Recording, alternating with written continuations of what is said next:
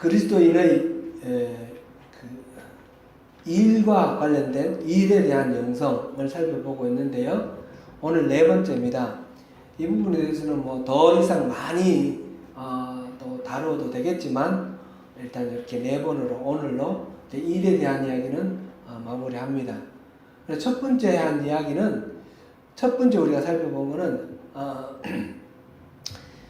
일이라는 것은 고통이고 뭐 이렇게 부담이고 그런 것이 아니라 하나님이 하나님도 일하셨어요. 하나님도 하시는 일이며 하나님이 사람에게 위임하신 일입니다. 일을 하라고 에덴 동산에 아담을 그곳에 있게 하시면서 경작하고 다스리라 일하라 하셨고 이 땅을 정복하고 다스리라 이 일을 맡기셨어요. 그러니까 일이라는 것은 나쁜 것이 아니라 하나님의 은혜이고 또 그 주에 우리 전덕진 목사님 수요 예배 설교 때 또 말씀 주셨죠. 일이라는 것은 하나님의 선물이에요. 그래서 첫 번째는 일은 하나님도 하시는 것이고 하나님이 위임하신 하나님 은혜다라는 것을 우리가 보았고요. 두 번째로 본 거는 그러면 우리가 사람이 하는 이 일에 어떤 성직이 있고 또 세속직이 있는 거냐 다른 거냐. 예수를 믿고 구원받았으면 이전에 하던 직업은 버리고 새로운 직업을 가져야 되느냐 그런 건 아니다 하는 것을 우리가 봤어요.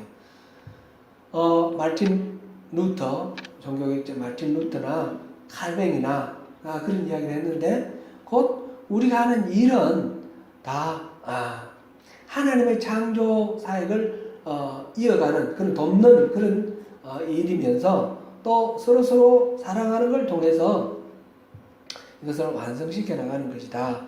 그래서 무슨 일을 하든지 다 하나님 뜻대로 이루어질 때 그것은 다 성직이다 하는 것을 우리가 보았습니다. 영국에서 노예제도를 폐지한 유명한 정치가 있죠. 윌버포스라는 사람이죠.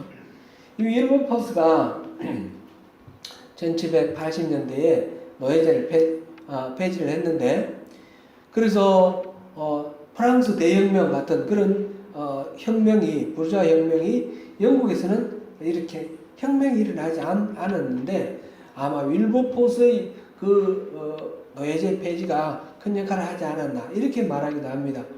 또 그 당시 감리교 운동이 또 그런 역할을 완전 역할도 했고요. 어쨌든 윌버포스는 영국의 근대화에 큰 영향을 끼친 그런 정치가입니다. 근데 윌버포스가 23살 때 회심을 했습니다. 그때는 정치를 하고 있었을 때예요. 회심을 하고 이제 더 이상 정치를 안 해야겠다. 그리고 이제 하나님을 전적으로 섬기는 교회 사역, 목회를 해야 되겠다. 그렇게 결심을 했습니다. 그때에 우리가 잘 아는 그 찬송가 나 같은 죄인 살리신이라는 그 찬송가를 작사한 존 뉴턴이라는 목사님이 계셨죠. 그분은 그 노예 상인을 하다가 회심을 해서 목사가 된 사람이에요. 이분이 윌버포스에게 만류를 했어요. 주님이 아마 당신을 이 나라를 위해서 일하라고 그렇게 당신을 세우실 줄로 그렇게 기대하고 믿는다. 당신은 이 정치를 계속하라. 이렇게 권면을 했어요. 그래서 윌버포스가 기도하고 존 뉴턴의 권면을 받고 그 다음에 계속 정치를 했습니다. 평생 정치를 하면서 마침내 그 영국의 노예제가 폐지되도록 하는 그런 큰 역할을 했습니다. 이게 이제 성직이라는 게 교회에서 섬기는 것만 성직이 아니라는 것을 말씀드리는 겁니다. 그러나 세 번째, 지난주에 우리 살펴본 것, 현실적으로 우리가 일이라는 것은 많은 고통, 부담이 있다는 것을 압니다. 창세기 3장에 이 아담과 하와가 범죄하고 난 후에 하나님께서 노동을 하고 수고를 해야 머리에 이마에 땀을 흘려야지 먹는다라는 말씀을 하셨고, 그리고 여자에게는 출산을 해야 된다, 산고를 겪어야 된다 하셨어요. 이 노동이라는 말하고 출산이라는 말, 이게 같이 영어로 labor라는 그런 단어를 씁니다. 이러한 그 노동이라는 것은 고통의 의미로 그렇게 실질적으로 받아들여질 만큼 많은 어려움이 현실적으로 있습니다. 아무리 일을 해도 원하는데, 우리가 원하는 대로 다 이루지 않는 것 때문에 고통하기도 하고, 또 열심히 일을 하는데도 뭔가 성취가 있고 뭐 되어가는 것 같지만 뭐 때문에 내가 이 일을 하는지 모르는 그런 의미를 찾지 못하는 것 때문에 고통하기도 하고, 또 경우에 따라서는 아무리 뭔가를 이루고 성취를 해도 채워지지 않는 욕망 때문에 그 일에 완전히 워커홀릭, 일에 그냥 중독되어서 일에 빠지고 사로잡혀 살아가는 그런 고통, 그런 경우도 있고요. 다양하게 일과 관련돼서 우리는 현실적으로 많은 고통을 겪습니다. 아담의 타락 이후 노동과 출산, 이것이 고통이 된 것으로 말씀드린 것처럼 일은 이렇게 우리 인생의 고달픈 짐이 되었습니다. 이 부분이 사실상 중요한 부분이긴 하지만 우리가 현실적으로 또 느끼고 있는 부분이고, 이 부분에 대해서 너무 많이 우리가 묵상할 필요는 없을 것 같아서 중간중간 몇 번 말씀드린 것으로 이 부분은 그냥 넘어가고요. 이런 고통스러운 노동이 원래 하나님 주신 그 창조 이후 타락 이전의 그 노동으로 다시 돌아갈 수 있으면 좋겠다는 것이 우리 모두의 소원입니다. 하나님도 하셨고 일하시고는 너무너무 기뻐하셨어요. 일의 결과를 보시기에 좋았더라, 만족하셨고요. 사람도 그 일을 하면서 에덴 동산에서 아담이 얼마나 만족하였는지 우리는 충분히 알 수 있습니다. 중요한 것은 어떤 일이든지 원래 하나님의 그 선물이고 은혜인데 그것으로 다시 돌아가는, 우리가 하는 일이 바로 그렇게 하나님 은혜고 선물로 그렇게 이루어지면 좋겠다라는 그런 생각을 하면서, 지난주에 우리가 본 것은 하나님의 관점으로 일을 보면 된다라는 것을 봤어요. 복음의 가치관, 기독교 가치관으로 일을 보라. 직장에서 신우회를 만든다든지 큐티를 한다든지 꼭 그런 식으로 기독교라는 제목으로 뭔가 하는 것이 그만은 아니라, 어떤 일을 하든지 그 속에서 하나님의 관점을 보고 하나님이 뜻하신 바, 하나님의 소원을 발견을 해내고 그것을 이루어드리는 그런 일을 우리가 하면 된다는 것을 봤습니다. 오늘은 여기에서 계속 발전을 해서 하나님의 원래 축복하신 그 일을 회복하기 위해서 우리가 생각해 볼 부분을 한 번 더 찾아보려고 합니다. 앞서 우리가 또 얘기했듯이 신종 코로나 바이러스 때문에 온 세계가 시끄럽습니다. 뉴질랜드도 이렇게 의심되는 환자가 있어서 비상이 걸렸는데 그저께 그 보건부 장관이 나와서 의심 환자는 음성이다. 그래서 음성이라는 걸 발표를 했고, 그렇지만 언제 이게 들어올지 모르니까 모두들 주의하자, 그렇게 발표를 했습니다. 호주에는 의심 환자가 많이 나와서 확진된 진성 환자가 많이 나와서 중국에서 들어오는 비행기를 못 들게 했어요. 중국에서 들어오는 사람을 여행객을 못 들어오도록 봉쇄를 했어요. 미국에서도 그렇고요. 물론 영주권자는 막지는 않는 것 같아요. 뉴스를 보니까 중국에서 확진자가 어제까지 11,791명, 사망자가 259명이라고 이렇게 나와 있습니다. 우리 조국 대한민국에서도 확진자가 어제까지 12명으로 그렇게 나와 있어요. 그래서 무한 지역, 발명된 그 무한 지역에 살고 있던 우리 교민들 한 700여 명을 전 세계를 동원해서 이렇게 한국으로 후송을 했죠. 그래서 일정 두 주 동안은 격리해서 이렇게 관찰을 하고, 그래서 아무 문제가 없으면 집으로 돌아가도록 그렇게 한다고 합니다. 이 후송을 하는 칸에서 이걸 후송을 했는데, 후송을 하는 그 전세 비행기에 승무원들 있지 않습니까? 승무원들도 거기 갔다 오면 그 사람들은 특별히 또 격리가 돼야 돼요. 이거는 따로 격리 시설을 격리하는 게 아니고 자가 격리, 집에서 이렇게 출입을 못하고 그동안 일도 못하는 거죠. 여러 가지 불이익도 있고 또 감염될 위험도 있어요. 그런데 거기 가는 사람들이 모두 다 자원해서 가겠다고 그래 나섰습니다. 많은 사람이 자원했는데 그 중에 15명인가 이렇게 해서 두 대로 이렇게 갔습니다. 오늘 우리가 말씀 나눌 주제와 관련해서 우리 한번 생각해 보기 위해서 질문을 드립니다. 자기 자신이 어떤 위험을 당할지도 모르는 그런 상황 속에서 자기를 희생하면서 그 교민들을 후송하는 그 일에 기꺼이 헌신하고 나온 이 항공기 승무원들, 이 승무원들은 모두 다 그리스도인일까요?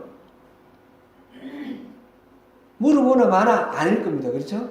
그 중에 그리스도인이 있을 수도 있지만 모두 다가 그리스도인은 아닙니다. 우리가 기독교의 세계관으로 생각을 하면 예수 그리스도께서 우리를 위해, 우리의 죄를 위해 십자가를 지시고 자기를 희생하셨기 때문에 우리가 하나님의 그 무한하신 사랑, 예수 그리스도의 그 은혜에 우리가 반응하기 위해서 우리도 우리 자신의 약간 불편함, 불이익 이런 거를 무릅쓰고 희생해서 누군가를 위해서 선을 베푸는 것, 굉장히 우리는 그리스도인은 자연스럽게 생각하고 받아들입니다. 그런데 예수를 모르는 사람,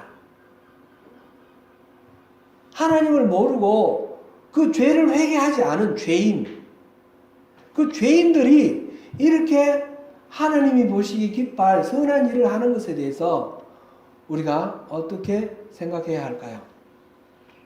제가 직장 생활할 때 한 20수년 전인데 우리 직장에 감사로 오신 분이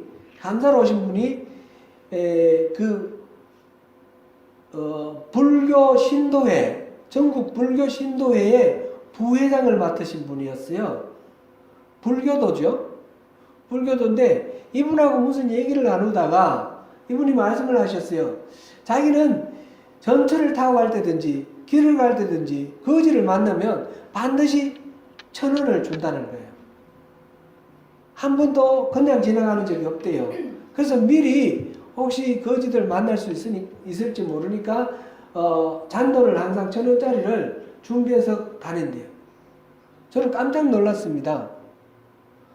이야, 불교도가 대단하구나. 저는 제가 크리스찬으로 스스로 자부를 하고 살면서도 거지들이 오면 항상 불편했어요. 항상 이게 돈을 주는 것이 불편한 거예요. 그래서 어떨 때는 주지만 어떨 때는 안 줘요. 왜 이렇게 오늘따라 이렇게 거지들이 많이 오나? 이렇게 생각될 때도 있고요. 저 사람 멀쩡한데 왜 저렇게 구걸하지? 그런 생각도 들 때도 있고요. 그래서 이 돈을 안 줄 때가 많았어요. 그런데 불교도인 그분은 꼭 준다는 거예요. 물론 그분이 돈을 줄 때는 이렇게 선업을 쌓아가지고 나중에 환생할 때 더 좋은 사람으로, 더 좋은 상태로 환생하려고 그렇게 선업을 쌓는 거죠. 거기에는 제가 동의를 할 수는 없지만은, 그러나 가난한 이웃에 대해서 내가 다 먹여 살리라는 것도 아니고 1,000원 정도 이렇게 좀 동냥하는 사람에게 1,000원 정도 이거 주면 이 사람 여러 사람에게 그걸 받음으로써 자기 생계를 유지할 수 있잖아요. 그런데 내가 그거 주는 걸 별로 기뻐하지 않고 안 했다는 거죠. 그래서 제가 조금 반성이 좀 많이 됐습니다. 좀 찔렸습니다. 그때 그분이 그런 말씀 하셨어요. 사실상 보는 사람마다 1,000원 줘도, 거지를 보는 사람은 1,000원씩 줘도 하루에 어떨 때 뭐 서너 번 만날 때도 있지만 안 만날 때도 있고 하니까 평균 따져보니까 하루에 한 번 꼴이더라. 그렇게 한 달 하니까 3만 원 하니까 넉넉하더라. 3만 원 그 생활에 그렇게 크게 뭐 손해를 끼치고 생활을 어렵게 만드는 건 전혀 아니더라. 그래서 1,000원씩 주는데 전혀 그리끼지 않는다. 그 말을 하시는 거예요. 그래서 그 말씀 듣고 그 다음부터 저도 1,000원씩 항상 줬습니다. 이렇게 그게 뭐 큰 보탬이 되는 건 아니겠지만 지극히 작은 소자에게 베푼 것이 바로 나에게 베푼 것이다. 하나님이 말씀하셨는데 저는 지극히 작은 소자를 불편해했었거든요. 그런 거를 우리 생각해 보면서 그리스도인은 그런 선한 일을 하는 것이 어쩌면 성경에서 계속 그렇게 가르치니까 뭐 한다 하더라도 그 하나님도 모르고 이 죄를 회개하지도 않은 죄인이 그렇게 선을 행하는 일이 많다라는 거예요. 어느 종교든지 그런 선은 다 권장을 해요.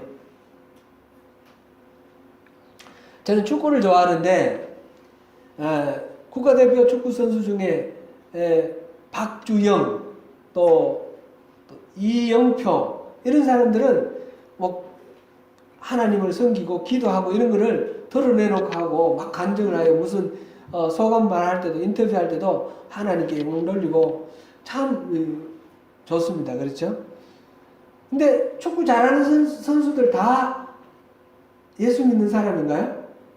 그래서 하나님이 은혜 주셔서 축구 잘하나요? 그런 건 아니죠. 제가 몇 가지 말씀을 드렸는데 예수를 믿지 않지만 한없이 선량한 가치 기준을 가지고 하나님 기뻐하실 만한 선행을 하는 사람들이 많이 있습니다. 또 하나님이 어떤 달란트를 특별히 뭐 예수를 믿지도 않는데 특별한 달란트를 주어가지고 아주 뛰어난 그런 실력을 발휘하는 운동선수도 있고 또 아름다운 작품을 만들어내는 예술가도 있고 작가도 있습니다.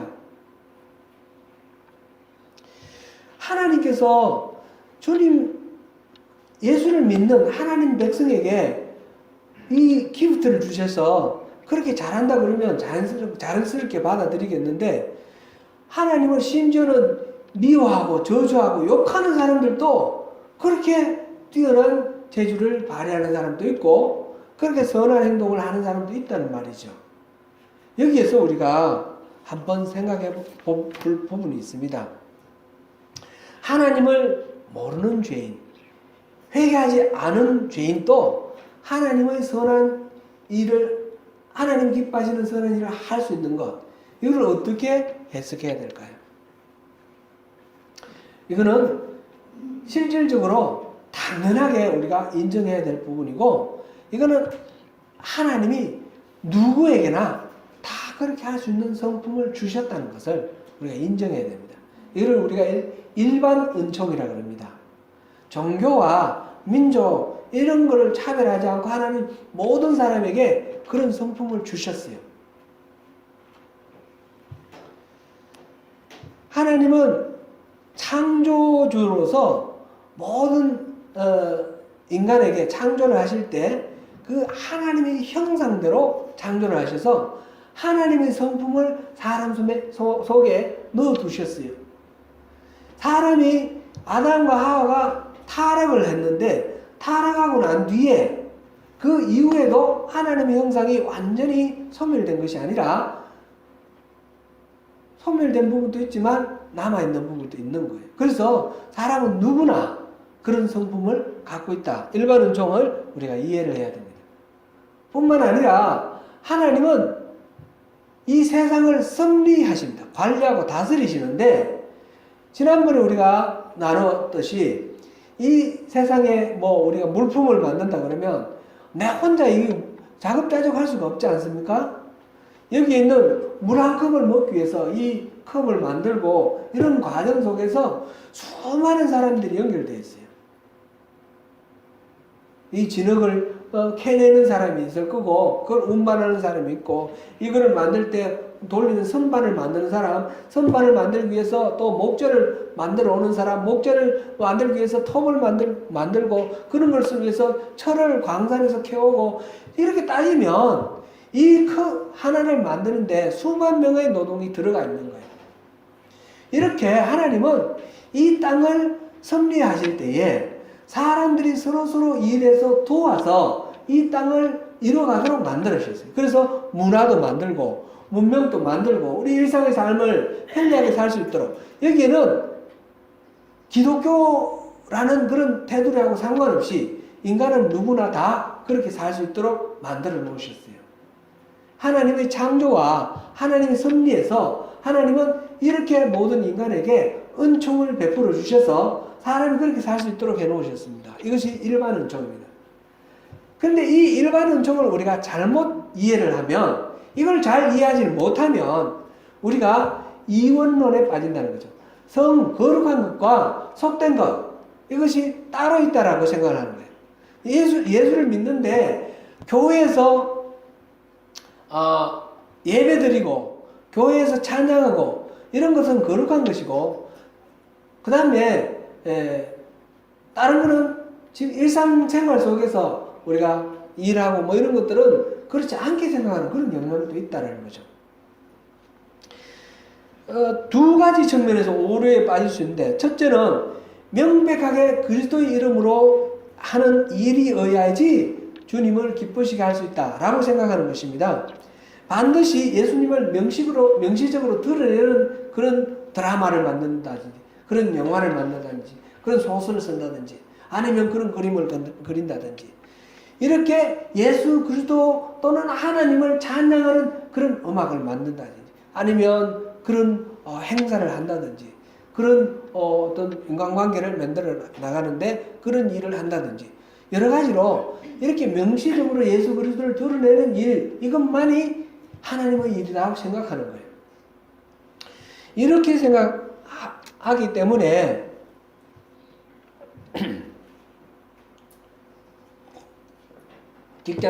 직장에서도 신우회를 한다든지 또는 큐티를 한다든지 성경을 읽는다든지 그렇게 하는 것만 신앙 믿음의 어떤 활동으로 보고 그 다음에 나머지 일상적인 어떤 일하는 데서는 믿음을 생각하지 않는 거예요.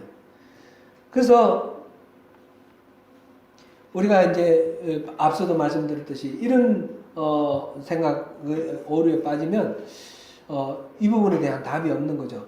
하나님을 모르는 사람이 행하는 선한 일, 하나님 기뻐하시는 일에 대해서 어떻게 알 수가 없는 거예요. 이렇게 명시적으로 하나님의 이름을 드러내야만 이게 하나님의 일이라고 생각하는 것도 오류이고 또 하나의 오류는 비슷한 게 하지만 조금 다른데 교회에서 하는 일만 하나님의 일이고 그 다음에 일상적으로 하는 일은 하나님의 일이 아니기 때문에 하나님을 생각하지 않아도 된다는 거예요. 앞에서 말씀드리는 오류는 반드시 하나님의 이름을 내세워야 된다고 생각하기 때문에 모든 일에서 그렇게 하기 때문에 하나님을 모르는 사람들도 공통적으로 인간이 가지고 있는 일반 은총이 있다는 것을 모르는 거예요. 그래서 인간의 일반적인 공통점을 모른다라는 그런 오류가 있고 두 번째로는 이 교회에서 하는 것만 하나님의 일이라고 생각하고 세상에서 하는 일은 하나님이 아니라고 생각하기 때문에 세상에 나가서는 하나님하고 아무 상관없이 살아가 버리는 거예요. 그리스도인은 이 세상 속에 살지만 그렇게 구별된 성도, 구별된 백성인데 거룩한 백성인데 세상의 가치관, 물질 만능주의 뭐 이 모든 것들을 그대로 다 받아들이는 거예요. 교회에 와서만 회개하면 되는 거예요. 그래서 첫 번째 거는 공통점을 놓친다는 것이고, 두 번째 거는 이런 차이점, 거룩한 하나님 나라 백성의 이 거룩성의 차별성을 잃어버리는 거예요. 일반 은총을 모르면 그런 문제가 생긴다는 것입니다. 그래서 일반 은총을 알아서 우리는 모든 사람들에게 다 있는 그것을 존중하면서 세상 속에서 일을 할 때 같이 협력해서 어떤 생산을 한다든지 할 때는 종교하고 상관없이 하나님 섬기는 것 상관없이 그 일에 최선을 다해서 좋은 제품을 만들고 질 좋은 서비스를 해야 되는 것입니다. 그와 동시에 그리스도인으로서 구별되게 다른 사람의 세상 가치관, 죄에 오염된 그런 가치관과는 구별된 삶을 살아야 되는 것이죠. 세상 속에 있으면서 세상과 구별되는 것. 그런 것이 우리 그리스도인의 삶입니다. 이 일을 생각할 때, 우리 일에 대해서 생각할 때 이 부분을 꼭 생각해야 된다는 것입니다. 오늘 본문 다시 한번 본문을 들어가서 22절을 보겠습니다. 22절 한번 읽어보겠습니다. 시작. 종들아 모든 일에 육신의 상전들에게 순종하되 사람을 기쁘게 하는 자와 같이 눈가림만 하지 말고 오직 주를 두려워하여 성실한 마음을 따라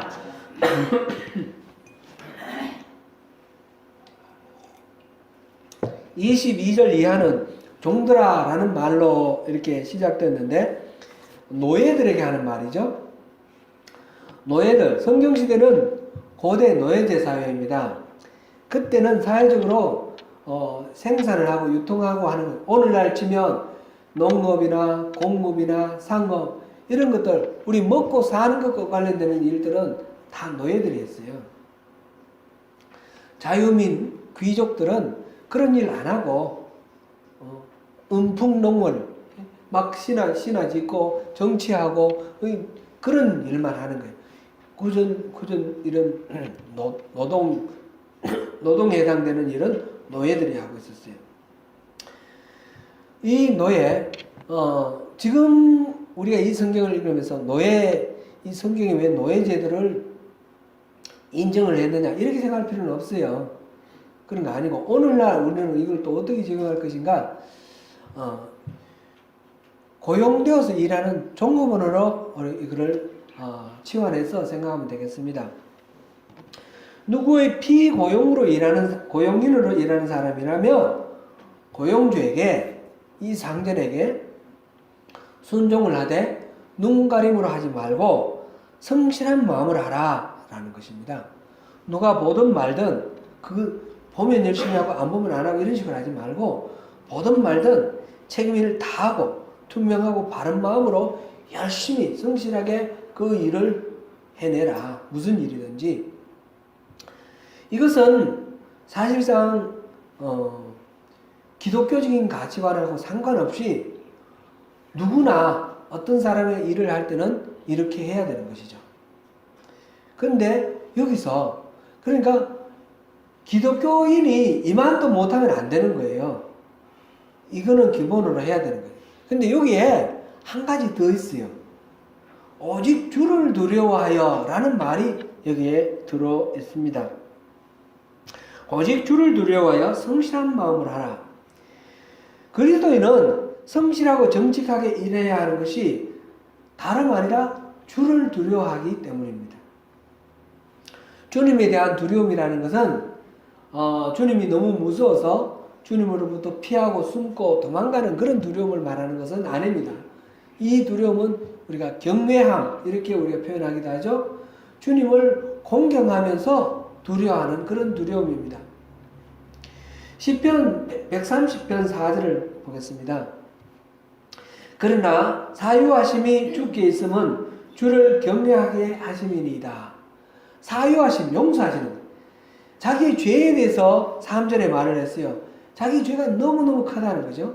그런데 하나님이 이 죄를 용서해 주신다는 걸 생각하니까 너무너무 감격하는 거죠. 감사하는 거죠. 그래서 하나님을 두려워하는 겁니다. 이것은 자신의 죄를 깨닫고 용서해 주시는 이 하나님의 자비, 이 자비가 너무나 경이로워서 놀라워서 그 두려워하는 마음이 있고 또 그런 은혜를 입었는데 내가 잘못 행동함으로 인해서 하나님이 낙심하고 실망하고 또 슬퍼하실까봐 하나님께 실망 안 시켜드리기 위해서 이렇게 조심하는 그런 두려움입니다. 이런 하나님에 대한 경외함. 우리 그리스도인은 이렇게 경외함을 가지고 일을 해야 된다는 것이죠. 무슨 일을 하든지 하나님을 두려워하는 마음으로 누가 보든 안 보든 세상 사람들처럼 내게 이익이 되느냐, 누가 뭐 이렇게 인사 고가 평가가 좋아지느냐 이런 거 따지지 않고 성실하게 하나님 앞에 성실하게 그렇게 일을 하는 것이죠. 이럴 때에 그 다음에 4장 1절에 우리 한번 읽어보겠습니다. 4장 1절부터 보겠습니다. 시작. 상전들아 의와 공평을 종들에게 베풀지니 너희에게도 하늘의 상전이 되심을 알지어다. 아멘. 상전, 고용주로서 데리고 있는 사람들에게는 어떻게 대할 것인가? 종들에게 의와 공평을 베풀라고 했습니다. 자기에게도 하늘에 상전이 계시는 것을 알고 나도 하늘에 계신 상전에게는 그렇게 종으로서 대하는 것처럼 내가 부리는 사람, 내가 데리고 일 같이 하는 종업원에게도 그렇게 의와 공평으로 대하라. 그렇게 말을 했습니다. 지금 이 부분의 변경구조 또 비슷한 내용이 에베소서 6장에 나와 있습니다. 에베소서 6장 잠깐 한번 볼까요? 6장 9절 같이 읽어봅니다. 시작. 상전들아 너희도 그들에게 이와 같이 하고 위협을 그치라. 이는 그들과 너희의 상전이 하늘에 계시고 그에게는 사람을 외모로 취하는 일이 없는 줄 너희가 알미라. 여기서 너희도 그들에게 이와 같이 하고, 이와 같이 하라는 말은 그 앞에 있었던 말, 종들이 상전에게 복종하라는 거, 순종하라는 거, 하나님을 생각하면서 하나님께 하듯 그렇게 순종하라는 그 말이 있었습니다. 그 말을 이어서 지금 상전들도 이와 같이 하라. 상전들도 종이 상전을 섬기는 것처럼 그렇게 종을 섬기라 이 말이에요.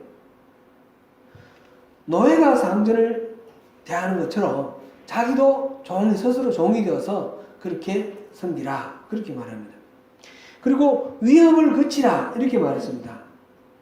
통상 상전이 노예를 다스릴 때 이 고분고분하게 하기 위해서 때리기도 하고 감금하기도 하고 또 뭐 억압하고 윽박지르고 성폭행하고 이게 노예제 시대에 주인이 노예를 대하는 방법이에요. 그렇게 해서 고분고분하게 하는 거예요. 그렇게 하지 말라는 거예요. 그런 식으로 하지 말고 동등한 인간으로 대우하고 오히려 내가 종이고 상대가 주인인 것처럼 그렇게 대하라는 겁니다. 고등학교 때 제가 알렉스 헨리라는 사람이 쓴 뿌리라는 소설책을 읽었습니다. 뿌리 혹시 읽으신 분이 계실지 모르겠는데 아프리카의 그 어느 부족의 추장 아들이었는데 이 쿤타킨데라는 이 흑인이 노예 상인들에게 잡혀가지고 노예 사냥꾼한테 잡혀가지고 팔려와서 미국에서 노예가 되는 거죠. 1800년대 미국에서 노예가 돼가지고 수많은 탈주를 시도하다가 잡혀가지고 두들겨 맞고 갇혀있고 이런 아주 인간 이하의 대우를 받는 그런 것입니다. 근데 이 쿤타킨데는 그 모든 과정 속에서도 자기는 추장의 아들로서 그 전사로서 자부심을 잃지 않기 위해서 자기 이름 쿤타킨데 그거를 자기가 낳은 딸에게 이제 알려줍니다. 너는 쿤타킨데의 딸이다. 그리고 그 딸도 나중에 이제 팔려가서 딴 데로 이제 팔려가는데 그 팔려가서 주인에게 급간을 당해서 아들을 낳는데 그리고 자기의 아들 그래도 노예가 되는 거예요. 주인의 아들이지만 그 노예에게 또 쿤타킨데 너희 할아버지는 쿤타킨데다. 아프리카 어느 부족에 만딩가 부족에 주장 푼다킨드다. 이거는 이제 알려주는 거예요. 이게 알려줬는데 이게 대를 이어서 이렇게 전해져서 이 알렉스 헨리가 7대 손이에요. 알렉스 헨리가 그 할아버지의 이야기를 듣고 그 할아버지를 찾아가는 거예요. 할아버지 고향을 찾아갑니다. 그래서 찾아가서 그 모든 이야기를 이제 들은 그 자기 할머니 외할머니부터 들은 이야기를 이제 소설로 이렇게 써서 발표한 것이 뿌리입니다. 인간이 아니라 짐승처럼 취급하는 노예, 그런 노예를 그렇게 대하던 시대인데 바울 사도는 그렇게 노예를 대하지 말라는 거예요. 성경 다른 곳에서 보면 형제, 빌레몬서 형제처럼 대하라 그랬습니다. 노예가 아니라 형제처럼. 여기서는 상전처럼 대하라 그랬습니다. 상전처럼. 크리스찬은 인정사정 없다라는 그런 소리를 들으면 안 됩니다. 워홀로 이게 오는 뉴질랜드 오는 청년들이 따로 이렇게 하는 어떤 그 인터넷 그 카페 있잖아요. 카페가 있습니다. 카페에 그 들어가 보니까 청년들이 여러 가지 정보를 어디 가서 일터를 구할 수 있다는 정보를 주고받고 이렇게 하는데 우리 교회 집사님이 그 이름이 올라와 있는 거예요. 근데 너무너무 안타깝게도 악덕업주로 이렇게 나와 있더라고요. 우리 집사님은 너무너무 신실하신 집사님이시거든요, 교회에서. 그런데 이 워홀로 온 청년들에게는 악덕업주로 이렇게 이름 올라와 있어요. 너무너무 마음이 아팠어요. 제가 그걸 또 뭐 말할 수도 없고 직접 대놓고 얘기할 수 있는 건 아니잖아요. 그죠? 그렇지만 너무너무 마음 아팠어요. 크리스찬은 관대해야 됩니다. 너그러워야 됩니다. 저 사람은 예수 믿어서 정말 사랑이 넘친다. 그런 게 평이 그렇게 정평이 나야 됩니다.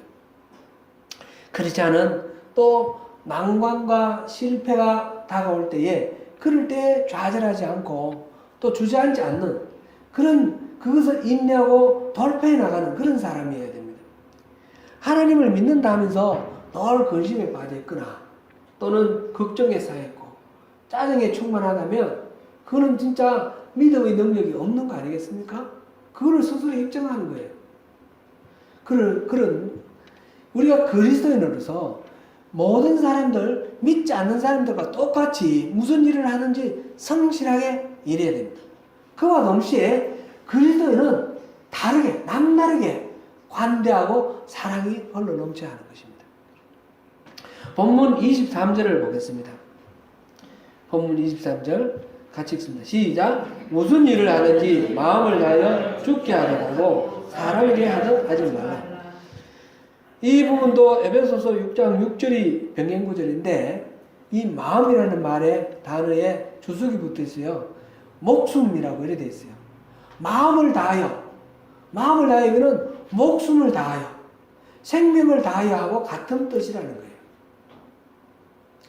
우리가 무슨 일을 하든지 그것을 어떤 일을 하더라도 그것을 하찮게 여기지 말고 아무리 사소한 일이라도 진정을 다하여서 성실하게 마음을 다해서 하라는 것입니다. 사람에게 하다 하지 말고 하나님께 하다 하라. 이게 이 말씀의 취지입니다. 남섬 아카로아라는 도시가 있는데 혹시 가보셨습니까?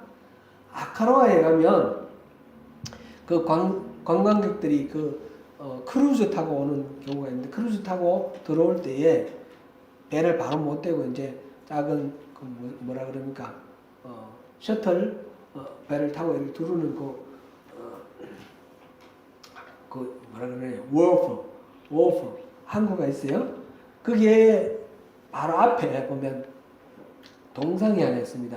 형상, 가슴 밀어 있는 형상인데 그 동상이 그게 있어도 아마 대부분 잘 모르실 거예요. 그 동상의 주인공이 누구냐면 프랭크 워슬리라는 사람이에요. 이 사람은 아카로아 출신으로서 1914년부터 1916년 사이에 어니스트 셰클린이라는 탐험대장과 함께 남극 대륙 횡단을 위해서 남극으로 갔다가 거기서 얼음에 갇혀가지고 2년 동안, 2년에 가까운데 685일 동안 거기 갇혀있다가 그 탐험대원 28명이 무사하게 한 사람도 죽지 않고 다시 살아나온 아주 기적 같은 그런 일이 있습니다. 그 탐험대에 타고 갔던 배가 그게 인듀어런스 호입니다. 이 인듀어런스 호의 선장이 바로 이 프랭크 월슬입니다. 아카로아 출신이에요. 그래서 그게 동상을 세워놨는데 이 탐험대가 무사 귀환했을 때에 이 프랭크 선장이 아주 큰 공로를 세웠습니다. 그래서 그 부분에서 여러 곳에서 강연도 하고 유명한 그런 분인데요.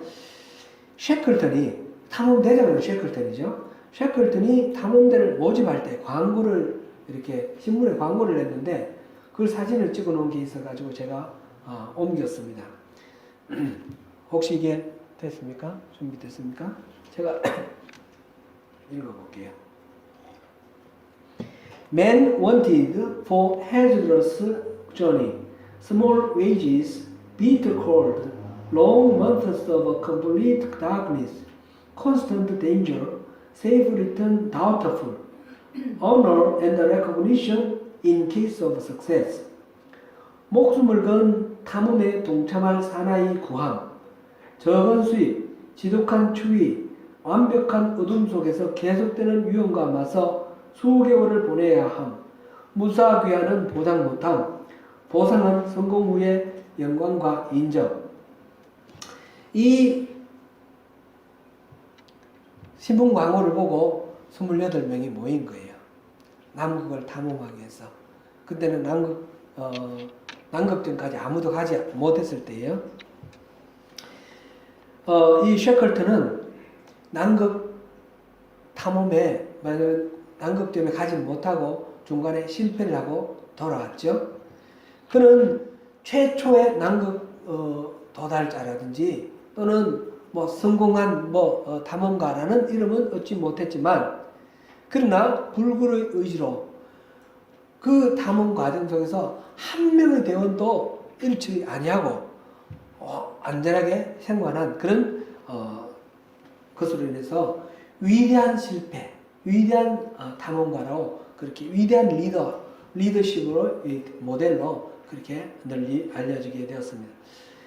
이 사건과 불과 1년 전에 북극을 탐험하던 캐나다의 한 탐험대가 있었는데 그 11명의 선원이 있었습니다. 근데 조난을 당해서 이 11명이 어느 정도 시간이 지나고 난 뒤에 서로 이제 빼앗아 먹고 훔쳐 먹고 그러다가 싸우고 그래서 서로 죽이고 해서 다 죽었어요. 그런 사건이 있었습니다. 이 셰클턴의 리더십은 그 위기 가운데 극한의 위기 가운데서 서로 신뢰를 잃지 않고 사랑하면서 함께 살아나온 그런 좋은 그런 귀감으로 남습니다. 오늘날 세상은 매사에 손익을 따집니다. 이익이 남으면 하고 이익이 안 남으면 별로 가치가 없는 것으로 생각합니다. 지난주에 우리가 잠깐 살펴봤던 그 권역별 중점 그 외상센터 그것도 왜 이런 문제가 생깁니까? 이익이 많이 남지 않으니까. 그것으로 인해서 사람의 생명을 구하는데 생명을 구하는 것이 중요한 것이 아니라 이익이 남는 것이 더 중요한 것으로 생각하는 이 세상 풍조가 이 땅을 가득 덮고 있습니다. 주님께서는 우리의 죄사함을 위해서 자기 생명을 바치셨습니다. 우리 주님과 우리 서로 맞바꿀 만한 그런 거래의 대상이 됩니까? 주님은 우주 만물을 만드신 창조주시에요. 이 우주 한번 보세요. 이 지구는 정말 이 어마어마한 이 우주에 어디 찾기도 어려울 정도로 저기 기둥이 한 곳에 자그마한 그런 별이에요. 그 별 위에 내가 살고 있어요. 근데 이 보잘것없어 보이는 나를 위해서 하나님은 보잘것없다 하지 아니하시고 자기 자신이 직접 사람의 몸을 입고 이 땅에 오셔서 십자가를 지시고 죽으심으로 우리를 구원하시고 하나님의 자녀로 삼아주셨어요. 예수님의 이 죽음과 나의 생명, 이거는 바꾸셨는데, 이건 말도 안 되는 거래예요. 나는 그런 은혜를 입었습니다. 그렇기 때문에 내가 무슨 일을 하는 데 있어서 이익을 따지고, 내가 뭘 할 만한 가치가 있느냐, 희생할 만한 가치가 있느냐, 따질 만한 그런 거리가 되느냐는 거죠. 우리는 이미 너무 많은 은혜를 입었잖아요. 1만 달란트 빚진 자. 1만 달란트의 은혜를 입었습니다. 그 100데나리온 빚진 동관을 가지고 멱살을 잡는 사람처럼 나는 그런 은혜를 입었음에도 불구하고 나에게 약간 섭섭하게 하는 사람을 못 참하고 나에게 약간 모욕 주는 걸 못 견디하고 그러지 않습니까? 내게 이익이 안 되면, 내게 손해가 오면 그거는 감당하지 못하는 그런 것 아닙니까? 이 셰클턴이 예수를 잘 믿는지 안 믿는지 그런 정보는 안 나오니까 잘 모르겠어요. 이 프랑크 루슬리도 어떤지 모르겠어요. 아마 믿었겠죠. 제가 봤을 때 그 시대에 대부분의 영국인은 크리스찬이었으니까 믿었을 것입니다.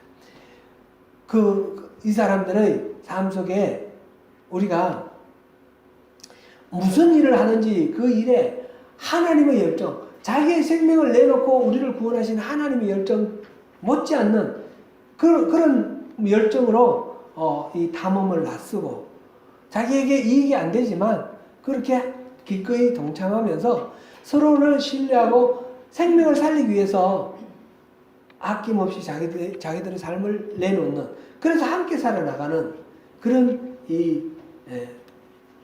인디어런스호의 이 셰클턴 탐험대 이 이야기를 생각하면서 우리의 열정, 우리가 무슨 일을 하든지 주님께 하듯이 사람께 하지 않고 주님께 하는, 이렇게 하면 우리 하나님께서 얼마나 기뻐하실까.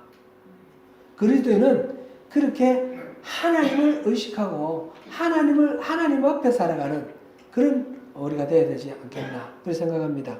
사랑하는 성도 여러분, 누군가를 위하여 자기의 마음을 쏟고 목숨을 거는 그런 주님의 열정으로 맡은 일을 감당하는 가운데 주님이 허락하시는 그 은혜와 그 복을 다 누리시는 저와 여러분 되시기를 축원합니다.